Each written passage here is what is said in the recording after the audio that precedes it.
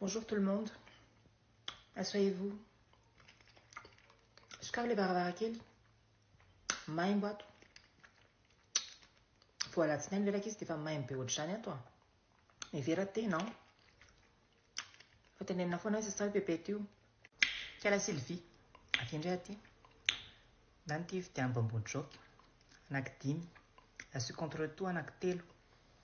Teneno le gardien hoe irany Madame Lydia hoe sy avy miantso anazy rehefa tsy mino. Zay dia tandremindray sao miletika any. Tiana kely vety ity. Ary asora ny lokomena io fotra makorelina. Aingana. Allez. Bakoly. Adika ho eny amin'ny tableau ty lesson ty. Mangina ho anareo. Ohatran'ireny any amin'ny fototom-bary reny ato. Akizay ny nanao médecine.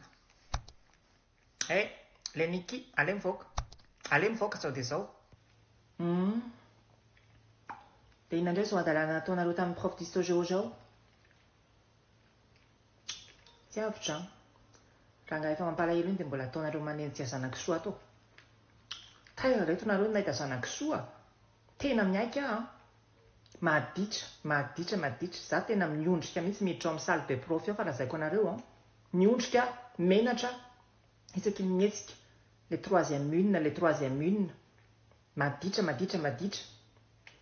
Madame Lydia. Le classenao. Nga reo zanako a. Tsy niteraka an'ireo alika ireo a. Tsy nelika ka. Marina mafy. Jereo nge ny klasy hafa mba hahenona resaka ve. Mahateo tia ireo klasy hafa ireo. Miditra any tena tamana mihitsy ny prof rehetra. Fa miditra ato aminareo ireo prof ireo. Tena ohatran'ireny hiditra any amin'ny tany miady ireny. Hiditra any Palestine isaky miditra ato amin'ny troisième une fa za dia miteny aminareo. Hiditra any Palestine indray. Hiatrika problème, hiatrika ady. Tany miady ato. Mahamenatra anie reto e. Nareo amin'io sady mbola dondrina.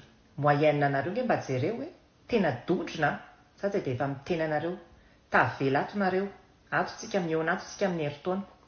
Le Basile ity koa dia mbola misary alika miaraka amin'ireo ihany nefa efa redoublant. Atao jobily ato moa. Tao foana. Nareo anie reto sady mamita tena mamita karaha aman-dreny. Narina mafy. Mamita tena mamita karaha aman-dreny. Ny feuille anareo ato ny tsaraiko farany teo nanongo tena ohatr'izao. Marina mafy. Tsisy dikany, tsisy fotony, tsisy lavana azy. Toy izao. Katia.